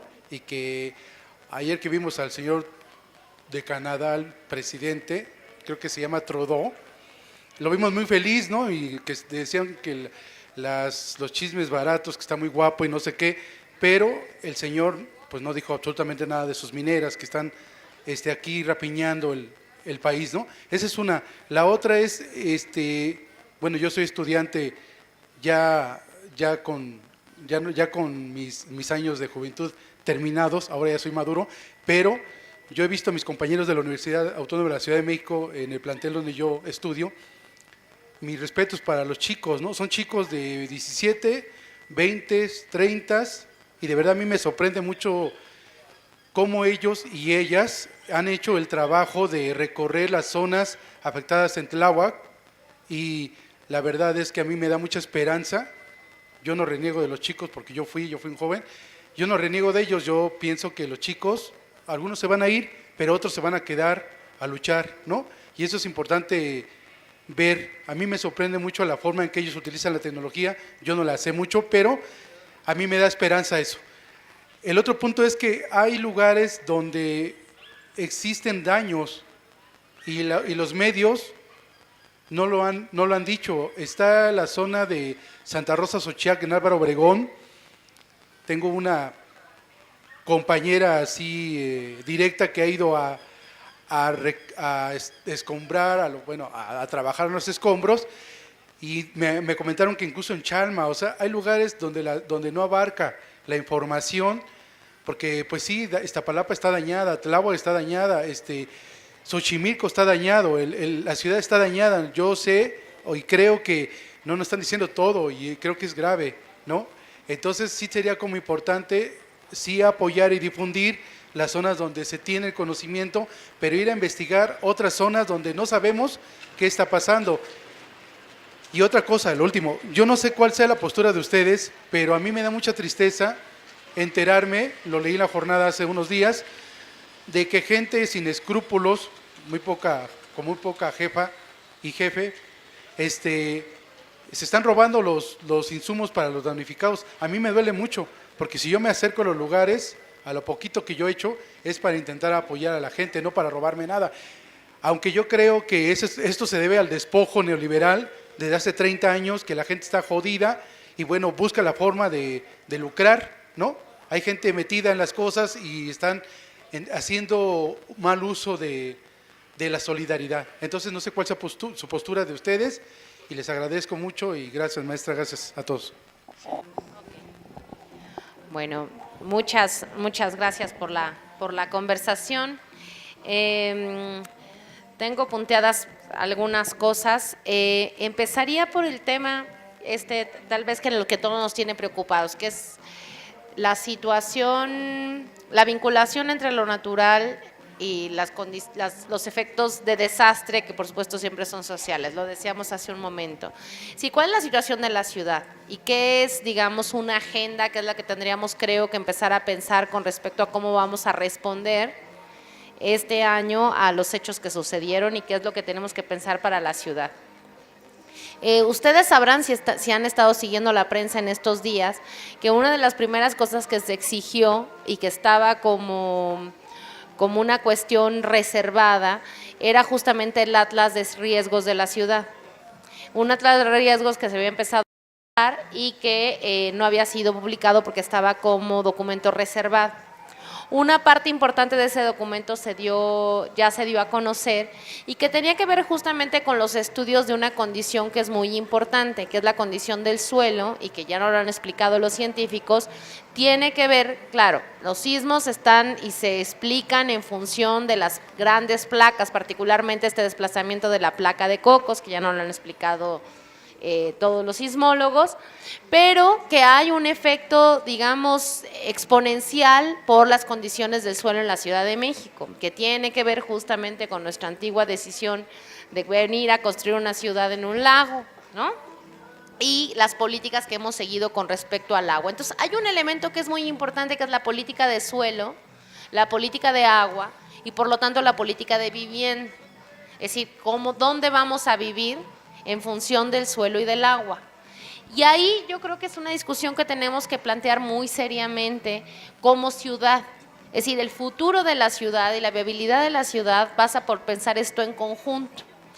Si uno ve el mapa que ya está publicado, es muy claro dónde está esto que llaman la zona del lago, la zona de transición, y que justamente son en estas dos zonas en donde tenemos las mayores afectaciones. Es decir, el mapa de las afectaciones no necesariamente es caprichoso, aunque por supuesto también depende de las condiciones de construcción, y aquí llevaríamos a la tercera política, esta política de vivienda que pasa por no solamente dónde vamos a vivir y dónde vamos a concentrar población, sino las condiciones de exigibilidad en las lógicas de construcción, es decir, los reglamentos de cómo construyen la Ciudad de México. Todos los ingenieros dicen que los reglamentos son muy buenos y que realmente los reglamentos en la Ciudad de México son de punta. Tan es así que un montón de edificios no se caen, a pesar de estar en un suelo nefasto, a pesar del impacto del sismo. Es decir, la hipótesis de construcción tiene que ser muy exigida y la lógica de construcción tiene que ser muy exigida. El tema aquí es si se cumple o no se cumple esa norma, y ahí llegamos al otro problema que tiene que ver con la corrupción, ¿no? Y con la falta de seguimiento a esas políticas. Pero ¿qué quería yo pensar con respecto al suelo? Hay varios elementos. Yo les sugiero que si están interesados en eso, busquen el mapa de riesgos que ya está publicado. Y por otro lado, con respecto a algunas cosas que nos preocupan mucho, que tiene que ver con la vinculación del agua y el suelo, que tiene que ver con las zonas críticas donde se recargaba el subsuelo de la ciudad. Y que eso que tiene que ver con una cosa que tenemos que creo que acostumbrarnos a pensar, sobre todo los que estamos comprometidos con una opción política que trate de integrar y que trate de remontar las desigualdades sociales. Es decir, esta zona de la ciudad, solo esta zona y Santa Fe y Las Lomas, ¿no? Y La Condesa y Coapa, también solo tendrán viabilidad en la medida en que pensemos las otras zonas de la ciudad, que como decía el compañero, muchas de ellas no son visibles. Y también están en la ciudad y son la ciudad, Xochimilco, Tláhuac y Iztapalapa. Y parece necio decirlo, pero durante toda la primera semana posterior al sismo, salvo San Gregorio Xochimilco, de que en el día 2 fue como un ejemplo como de culpa, ahí se nos olvidó Xochimilco y todo el desplazamiento de ayuda se fue ocasionando incluso un caos enorme vial en la zona, porque todo el mundo se desplazó hacia allá, salieron de la discusión pública. Yo pongo en el centro y en el plantel donde yo trabajo, que es en el plantel San Lorenzo Tezonco de la UACM, estamos muy comprometidos con una campaña que hemos llamado Mirar al Oriente. Mirar al Oriente, que significa visibilizar los enormes daños en la zona de Iztapalapa y Tláhuac. No solamente porque esa gente lo merece, porque no es un ciudadano de segunda y no vale menos ni más que un ciudadano de la Condesa, o de la Benito Juárez, o de Coapa. No solo por eso, sino porque también es estratégico para la ciudad que vamos a hacer ahí. Hay estudios y se han publicado parcialmente, vamos a tratar de que eso se haga público, igual que se hizo público el Atlas de Riesgo, el análisis permanente a las zonas de agrietamiento en toda esa zona de la ciudad.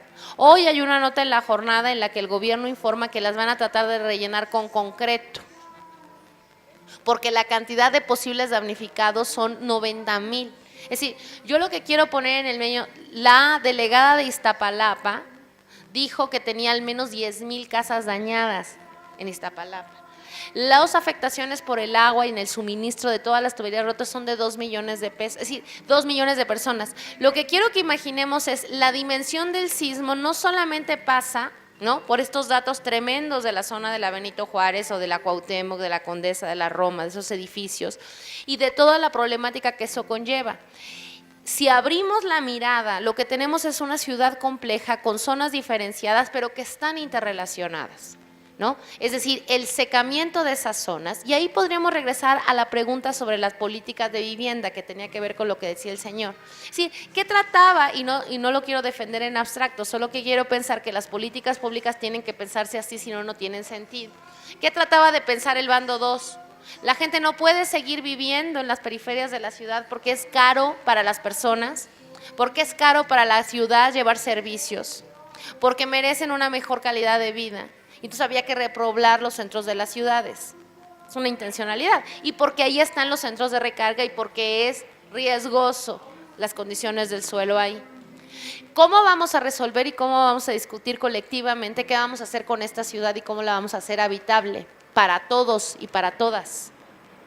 Es decir, si hiciéramos pauta de que en este momento de crisis deberíamos de imaginar, la reconstrucción supone no solamente, puede suponer, y eso nos lo explica muy bien esta idea del capitalismo del desastre, el desastre puede concentrar efectivamente que los recursos desiguales previamente distribuidos no nos pegan igual a todos,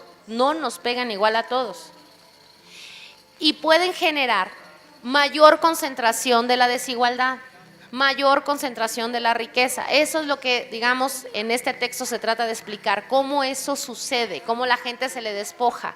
Sin embargo, también, y esa es la disputa que creo que tenemos por delante todos nosotras, todos, ¿no? Es imaginar que en estas condiciones, en esta especie de paréntesis de sensibilidad y de miedo que se abrió, de parte de un oído que escucha, digamos, de la ciudadanía en general, pensar que el desastre debe servir para reconfigurar y no solamente reconstruir en función de esa desigualdad previamente dada, sino generar condiciones de rediscutir cómo se movilizan los recursos de la ciudad, y con eso me refiero al suelo, y con eso me refiero a dónde se construye, y con eso me refiero a quién tiene agua y quién no tiene. Es decir, tendríamos que estar en condiciones de pensar eso. Y no lo vamos a hacer si no pensamos, y lo vuelvo a poner en el centro, si no pensamos, por ejemplo, en las zonas del oriente de la ciudad. Tienen que estar en esta discusión, tienen que estar en la discusión de estas mismas zonas, y estas zonas tienen que estar en la discusión de allá.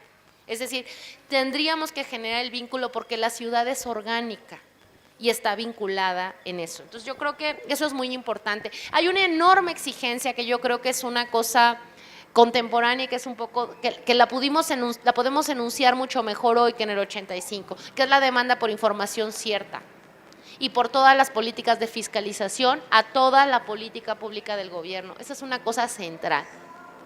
Si no damos seguimiento a eso, nos va a pasar esto. Ya está pasando, tenemos que poder ser capaces de fiscalizar y de exigir y de tener información. Creo que eso es otro elemento importante. Por supuesto, yo estoy de acuerdo que el Estado regula y domina, sin lugar a dudas. El Estado es eso, es un mecanismo para eso. Pero el Estado también es un ámbito de disputa. Y efectivamente el desastre se disputa, el Estado se disputa, las políticas públicas se disputan. Tenemos que entrar a esa disputa con enorme inteligencia y con información técnica. Hay un enorme ejercicio de exigencia de conocimiento para todos nosotros. Tenemos que leer esos mapas, tenemos que leer los bandos, tenemos que tratar de discutirlos, y creo que esa es una tarea muy importante, porque si no, nos quedamos, como decía la compañera, no son políticas sencillas y tenemos que tratar de comprenderlas. Una última cosa para no alargarme más. Bueno, dos cositas. El boom inmobiliario que decían varios de ustedes. El boom inmobiliario es una gran oportunidad de negocios en México, pero es una gran oportunidad de negocios en el capitalismo internacional. Las ciudades se han vuelto un gran espacio de disputa para ver quién las va a vivir y cómo las va a vivir, porque ese cómo vivirlo significan prácticas de consumo, propiedad de la tierra, acceso a servicios de todo tipo, desde la seguridad y los guardias privadas en las colonias hasta el agua o la recolección de basura. Es decir, es un gran negocio que se disputa la ciudad, ¿no? Entonces, ¿qué ha pasado con el boom inmobiliario? Los precios de la tierra en las ciudades se ha elevado exponencialmente, no solo en la Ciudad de México, en todas las grandes ciudades del mundo.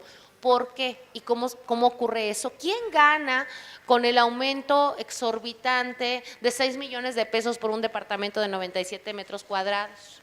O de 70 metros cuadrados, 6, 7, 8, 12 millones de pesos llegaban a costar los departamentos en la Condesa. ¿Por qué y quién lo puede pagar? ¿A quién conviene ese mercado inmobiliario? Muy poca gente, salvo lo que decía la hipótesis de lavado de dinero y todo eso, que por supuesto es viable y que está confirmado no solo en México, sino en el mundo, que es un gran mecanismo de lavado de dinero, la construcción. Nadie tendrá 12 millones de pesos para pagarlo en efectivo. Entonces, ¿qué hay que hacer? Pues pedirle al banco, ¿no? Y ahí, ¿quién gana? Es decir, el negocio inmobiliario está absolutamente asociado al mecanismo de funcionamiento del capitalismo en su momento neoliberal, que es la prevalecencia fundamental del capital financiero.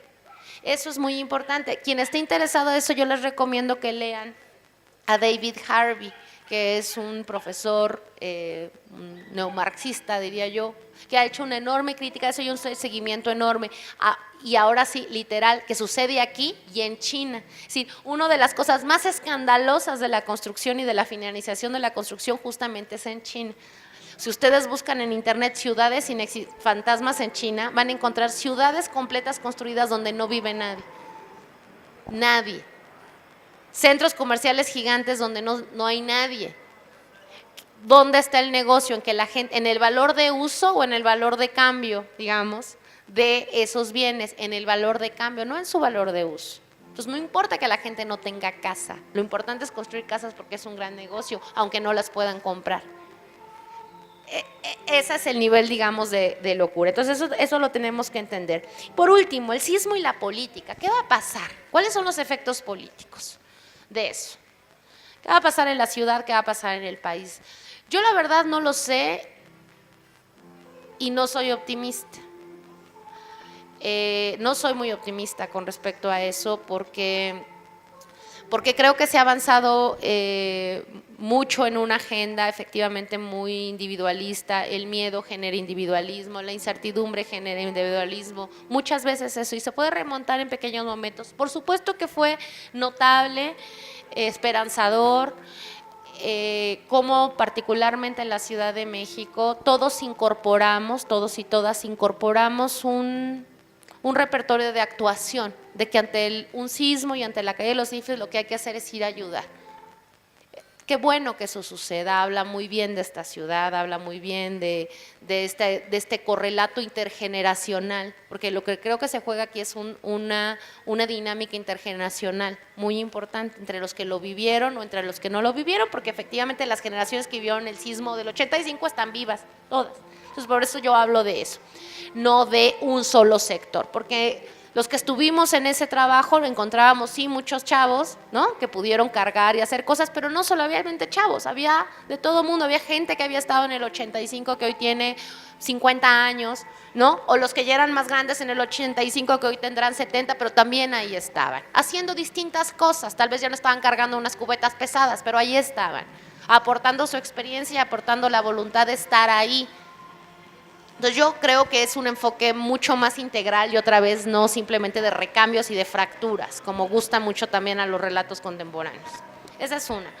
¿Qué va a pasar de ahí? ¿Qué aprendimos? Si no aprendimos de ahí, la organización creo que es lamentable. O sea, ¿qué es lo que uno termina aprendiendo después de estar 3 horas de caos en un acopio, 3 horas de caos tratando de ponerse de acuerdo, quién recoge una piedra y quién la coloca y quién va de un lado al otro y todos esos caos emergentes que vimos? Que hay que organizarse, que hay gente que sabe hacer mejor unas cosas que otras, que todos podemos aportar en distintos lados, que a veces hay que callarse, que a veces hay que retirarse porque uno está estorbando, que a veces, es decir, si no aprendemos eso, ¿no?, y que eso es un problema continuado, eso es organización, ¿no? Eso es organización y reconocimiento de las diferencias. A mí me llama la atención que sí, salvo en Benito Juárez, que creo que es en este momento lo más movilizado, no hay en buena medida tampoco mucha movilización en un discurso político contemporáneo, ¿no?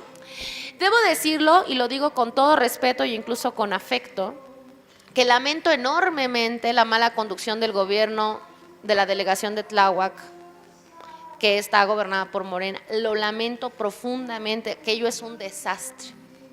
La incapacidad de remontar públicamente un problema gravísimo, de construir un discurso, de salir a defender a la gente, me sorprende y me entristece, ¿no? Y creo que es exigible que los compañeros se comporten de otra manera, en serio.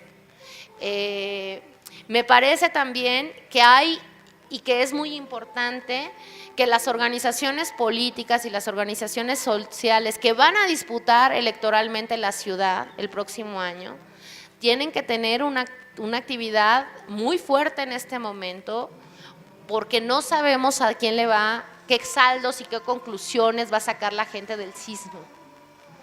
Creo también, si no está resuelto, a que se resuelva inmediatamente por odio al gobierno, por lo tanto voto oposición. Esa ecuación no es tan sencilla.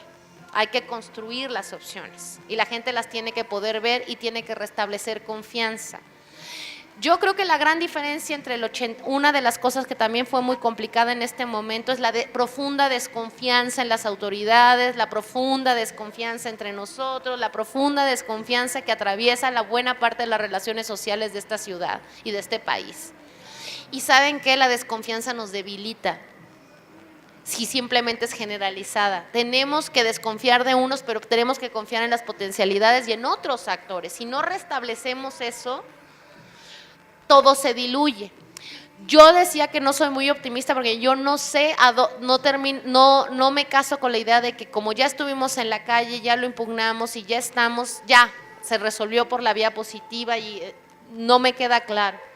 No me queda claro porque también toda esa solidaridad es mediatizada y colocada en cierto tipo de discursos y ya vimos el concierto en el Zócalo y ya vimos pobrecita la pobre perrita esta que la traen fregada, tan bonita ella, pero pobre perrita, ¿no? Es decir, se van por ciertos mecanismos y también se vuelve muy costoso. La organización, saben muy bien, es cansada, es desgastante estar con el otro, la acción colectiva exige inversión. Eso es difícil de conseguir y solamente la gente lo hace cuando siente que el bien es un bien mayor y que vale la pena y que confía en su compañero, en su compañera, en su vecino. Restablecer ese tejido social creo es muy importante, que está muy roto en muchas partes de la ciudad, ¿no? Tuvimos un impulso, sí, pero ese impulso no resuelve el todo. Hay que construir políticas concretas, hay que tener iniciativas claras, hay que mantener a la gente ocupada, porque si no se retiran, simplemente se empiezan a alzar los acopios, se empiezan a alzar los campamentos, se empieza a desdibujar. Creo que esa es una tarea central y quien la tiene que hacer es quien está convencido de que hay que luchar, como son todos ustedes y todos nosotras, ¿no? Entonces creo que por ahí tendríamos que tener esas preguntas y por supuesto que vale la pena ganar el gobierno y por supuesto que vale la pena ganar el Estado y por supuesto que vale la pena ganar esta ciudad, pero la tenemos que ganar bien, desmontando y haciendo ahora sí que otras formas de hacer política, otras formas de construir constancia y otras formas de imaginar cómo vamos a vivir en esta ciudad, que literal se nos cae a pedazos, particularmente por el suelo, y entonces tenemos que ver cómo vamos a vivir juntos aquí. Entonces yo creo que hay mucho trabajo y que vale la pena hacerlo, ¿no? Entonces, pues yo creo que esto es una iniciativa muy, muy importante para ustedes.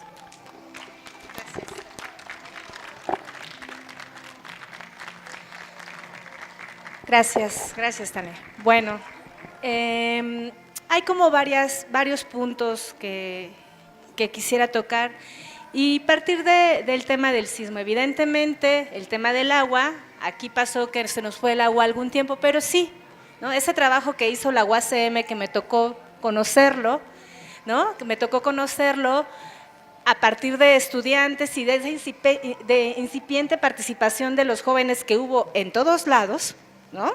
Así como en la UACM se organizaron en brigadas con estudiantes para hacer visible Tláhuac y la gran apertura de suelo, que es la grieta gigante que cruzó todo Iztapalapa. Imagínense ustedes, una grieta que cruzó Iztapalapa, Xochimilco, ¿no? Y fueron los estudiantes, muchos de la UACM, que se fueron de aquel lado. Y yo doy clases en la UNAM, y allá en la UNAM regresábamos a clase después de una semana, se fueron a paro activo. Entonces hicieron una asamblea de participación y dijeron no, porque estamos en los centros de acopio, no, porque nos vamos allá y porque nos vamos acá. Y yo no dejo de sorprenderme siempre de los alumnos, ¿no? De esa característica que tienen, ¿no? O los millennials, o como se le llamen, a estos jóvenes, ¿no? Que responsablemente decidieron mucho seguir en los temas de las ayudas del sismo, pero también en continuar con proyectos que ya se tenían, en este caso, con comunidades indígenas que tenemos acá en el centro. Y entonces uno ve la participación de los jóvenes y por supuesto que te jalan y te impulsan a continuar y a seguir participando. Entonces sí, claro que fue muy importante los trabajos que hicieron, ¿no? Muchos de ellos, de los jóvenes. Y bueno, sí, evidentemente aquí podemos tener lugares en donde a lo mejor todavía no llega el agua o el agua es poca, pero ese es un problema, el tema del agua que venimos arrastrando de mucho tiempo atrás. Seamos conscientes en el uso del agua, ¿no? El agua viene porque, bueno, ¿cuánta agua no desperdiciamos al día? ¿No? Tiene que ver también con un proceso de conciencia social que debemos tener entre el uso del agua, ¿no? ¿Cuánta agua usamos al día? Y ahora, en estos procesos parteaguas que fue el sismo, pues reacomodar y recomenzar, incluso en el uso del agua en casa. Esa es una parte bien importante, ¿no? Es muy fácil poner una botella de 1 litro de agua, la ponen en su excusado y con ese hecho, en cada descarga, ustedes ahorran 1 litro de agua en cada descarga. Súmenlo, multiplíquenlo, ahorrar el agua que cae de la regadera y de verdad tenemos que llegar a esos extremos donde estamos sin agua una semana para sentir el rigor, pero es un rigor que siente todos los días la gente de Iztapalapa.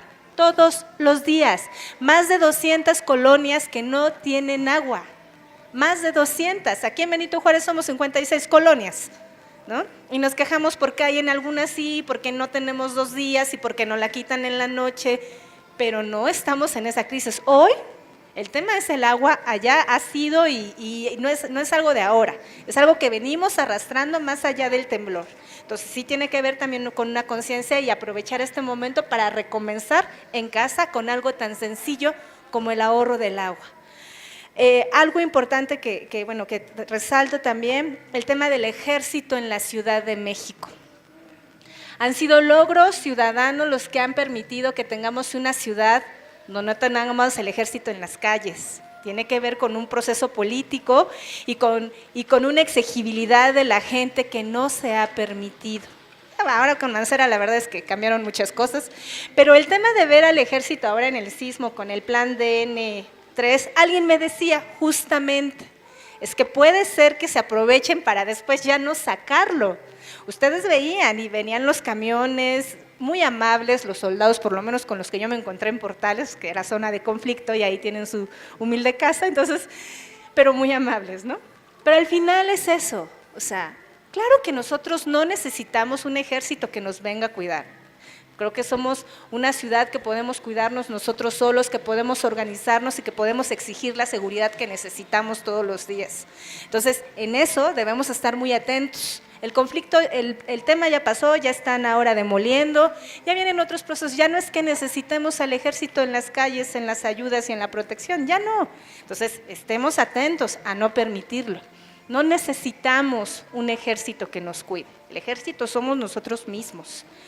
En cuanto a las construcciones, ¿no? Las construcciones que tenemos, pues sí, yo también siempre me he hecho mucho la pregunta, ¿quién compra? ¿No? Y de los datos que les decía, del número de población, así como la delegación ha traído gente nueva, porque sí, hay gente que lo compra, pero gente pues, de mucho dinero, pero también ha habido una gran expulsión de gente que ya no puede pagar una renta, donde en un departamento en la Narvarte le cobraban 5,000 pesos hace 2 años, y hoy ya resulta que le cobran 12,000 y ya no puede. ¿Qué pasa con esa gente? Empieza a irse a la periferia.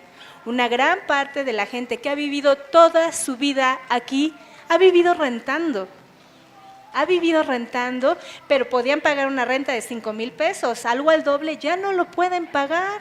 Y con la especulación, que ojo, eso se está dando ahora con el terremoto que ocurrió, la especulación en el costo de las rentas era una campaña de hay que ayudar a los damnificados y que encuentren una renta barata. Hay un desalojo en General Anaya, que las rentas son caras, entonces mandan mensajes en los chats de vecinos, ¿no? Necesito una vivienda, gente que llevaba 50 años viviendo ahí. Las rentas están en 18,000 pesos, 20,000 pesos. De aquel lado, la Narvarte 12,000, 13,000 y si te vas de aquel lado de Parque Hundido, 25,000. Mensualmente, ¿quién puede pagar eso? ¿Qué pasa con la gente? Que termina yéndose de su espacio, de su territorio. Y por eso yo insisto, el tema de la vivienda de interés social en nuestra delegación es nuestro derecho. Nadie nos tiene que sacar de nuestra delegación y nuestro espacio cotidiano, y desafortunadamente no lo vamos a hacer con las inmobiliarias. Se puede hacer con la vivienda de interés social y es un derecho y es un dinero que ahí está, pero que tenemos que utilizar y exigirlo, ¿no? Eso está y sigue funcionando y se han construido una cantidad impresionante. En ese sentido, cuando yo les comenté de las delegaciones con las que se inicia el bando 2, posteriormente se modificó y se amplió hacia 3 delegaciones como Azcapotzalco, como Iztacalco, pero también se amplificaron los espacios, zonas de reciclamiento que le llaman, y es por eso que encuentran en ejes viales edificios de más de 10 pisos, porque son zonas de reciclamiento o corredores donde puedes construir más de 10, 12 pisos. Esa es una justificación. Si tiene que ver con el suelo, no lo creo, porque al final es el mismo suelo, solo que es un eje vial y entonces les permiten construir más y cuesta más un terreno ahí y por lo tanto vivir ahí es mucho más caro. Yo no sé si este tema tenga que ver con el narco, yo no podría asegurarlo, no lo sé, ¿no? Ojalá que no, imagínense, ¿no? Ojalá que no, pero sí tiene que ver con el negocio de lo que implica la construcción. Ya lo decía la maestra, no importa que se queden vacíos, el negocio ya se hizo, ya hubo ganadores. Y obviamente si compran, pues claro que es un negocio redondo el tema de la vivienda en Benito Juárez y en en la ciudad como tal, ¿no? Pero aquí es un negocio fuerte, gracias, es un negocio fuerte porque compran, lo digo por los casos que conozco cercanos, compran un terreno, una casa en 6 millones de pesos y son 15 departamentos ahí en Portales, pero cada departamento mínimo cuesta 2,5 millones, porque son de lujo, porque tienen una cocina enorme. Multipliquen, ¿cuánto cuesta? Y la ganancia que hay del constructor, de la constructora por un lado, pero del que invierte, son cifras impresionantes de ganancia en la cuestión inmobiliaria. No creo que se deje de hacer, pero sí creo que podemos regularlo. Por otro lado, en esta parte de lo que yo les decía del parteaguas y lo que tenemos que hacer, primero la defensa. ¿Qué decir si atacan con el tema del bando 2? Fue Andrés Manuel el que generó esa política del bando 2 y entonces él tiene la culpa de toda la vivienda y hasta de los edificios que se cayeron, ¿no? O sea, porque eso va a pasar. Pero aquí hay algún elemento muy importante y está muy claro en nuestra delegación. Tiene que ver con la corrupción. ¿Y quién nos gobierna? Pero ¿quién nos gobierna? El PAN. Entonces, esa corrupción se vio muy marcada justo, ¿no? En todas estas administraciones del PAN, mucho desde la Garza hasta Romero, que ha sido de los más cuestionados, ¿no? Ha sido de estas autoridades del PAN que tiene comprobado que muchos tienen negocios con estas inmobiliarias. Por eso les otorgan los permisos y entonces tienen el negocio redondo. Son los dueños también de las grandes constructoras. Entonces, imagínense ustedes, es un negocio redondo. Había un artículo hace varios años que llamaban los jefes de la mafia en Benito Juárez, y tenía que ver con toda esta camarilla de Jorge Romero, Cristian Bonroris, que ahora es nuestro delegado, pero que en ese momento era el achichincle de Romero, y así, ¿no? Eran los que se encargaban de cobrar piso a todos los vendedores ambulantes, ¿no? Que bueno, esa ya es otra problemática, pero esa es una respuesta bien clara. El bando 2 tuvo una justificación clara y precisa, bien diseñada y bien estudiada. ¿Qué se hizo con la violación? ¿Por qué? Porque ustedes se imaginan que hubo un mayor desastre aquí en Benito Juárez. ¿Por qué fue? ¿No? Justamente en ese mismo bando 2, porque aquí justo es donde se puso más, ¿no? Hubo más construcciones, tenía que ver con un gobierno panista que nos estaba gobernando, obviamente un tema de corrupción muy fuerte. Esa es una respuesta muy clara al tema del bando 2. No está mal diseñado. Claro que tenemos que cuidar los mantos acuíferos, por supuesto que tenemos que cuidar la calidad de vida de las personas, por supuesto que era importante repoblar la zona centro, ¿no? Pero hay una parte importante que es la corrupción, que no necesariamente nos permite que estos planes en su implementación se lleven correctamente, ¿verdad? Entonces, bueno, ya para ir cerrando, porque tengo aquí a mi propio tsunami o terremoto, en este parteaguas yo parto del hecho de reconstruir y parto del hecho de, es nuestra ciudad, debemos protegerla, debemos cuidarla y no debemos abandonarla. Por supuesto que no, nadie nos puede sacar de nuestra ciudad. Y hay mucha gente que ya está corriendo de la Condesa, que ya está corriendo de donde puede, por el tema de los sismos, por el tema de todo. Entonces, hay en dos sentidos. Una parte que tiene que ver, a diferencia del 85, lo que ahora tenemos es un sistema de denuncia que en un segundo puedes tenerlo todo en ese momento. En un segundo puedes hacer una denuncia y todo el mundo se puede dar cuenta a través de redes sociales. Eso no había en el 85 y tenemos que aprender a usarlo y tenemos que aprender a usarlo en beneficio de nosotros o de lo que queremos denunciar.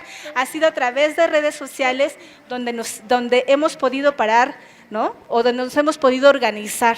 Ha sido a través de redes sociales. Fue a través de redes sociales como los universitarios pudieron ponerse de acuerdo, o los estudiantes, o toda la gente. En redes sociales, en toda la locura, se necesita apoyo aquí, se necesita apoyo acá. Hay que aprender a usarlas y a utilizarlos para proteger nuestra ciudad y protegernos a nosotros mismos. Y bueno, aprovechar toda esta sinergia que tenemos, no dejar de apoyar, es importante, pero también participar. Si tenemos un vecino al lado que fue desalojado, si tenemos amigos, y ver de qué manera nos sumamos, ver de qué manera apoyamos. A veces lo único que se requiere es un poquito de información, o a veces lo único que se refiere es que pues acompañarlo a la marcha, ¿no? Aunque sea, ¿no? Pero hay formas de poder apoyar y por supuesto, yo insisto, esta ciudad es nuestra, tenemos que cuidarla y tenemos que lograr justo un cambio político que logre modificar el sistema de vida. Nuestro país ya no aguanta más. Yo insisto, y aquí lo termino, si en 2018 la izquierda no gana el país, yo no sé qué va a pasar, porque va a pasar mucho tiempo para poder reconstruir un movimiento tan fuerte como el que se tiene. Entonces, creo que sí es un momento, pero también es un momento de autocrítica. Es un momento de autocrítica y decir, a ver, en Tláhuac y en Xochimilco no hicieron bien las cosas, exigimos cuentas, ¿no? Tenemos claro un proyecto nacional, pero también exigimos cuenta donde no se actuó correctamente. Sí estamos en esa posición. Por supuesto que sí, un objetivo nacional, que es cambiar el sistema político de nuestro país porque ya no aguanta más, y por lo tanto de nuestra ciudad, pero también ser autocríticos en todo momento con el propio sistema, ¿no? Y con lo que estamos construyendo. Si nosotros no somos autocríticos, pues no podemos avanzar. Entonces, pues muchísimas gracias, pero no perdamos de vista ese objetivo. Tenemos que cambiar el sistema político de nuestro país. Gracias.